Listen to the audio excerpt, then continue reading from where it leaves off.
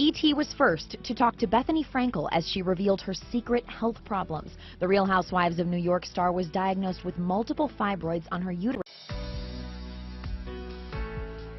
I had a miscarriage, which I now think is because of the fibroids which were growing. Miscarriage, based on things that were going on in my personal life and my marriage, I think that later I sort of just and had to have them surgically removed. I spoke to her at her home in New York.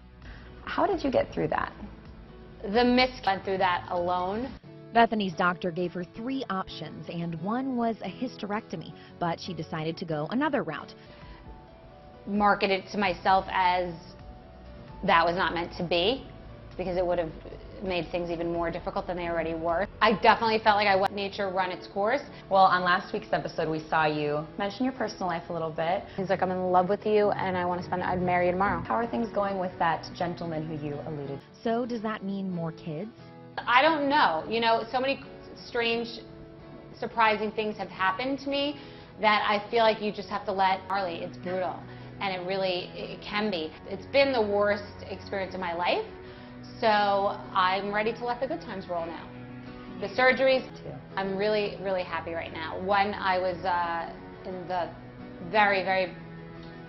the most negative part of my divorce, I would say it's not like the idea of a piece of paper being involved in a marriage. I don't like the idea of a prenup, ironically, because no one ever needed one more than I did. I've always believed in love. I am a hopeless romantic, and I've said, past me, hopefully soon my marriage will be past me, and life is good. Would you get married again? I said I'd never get legally married again. Okay. I don't like...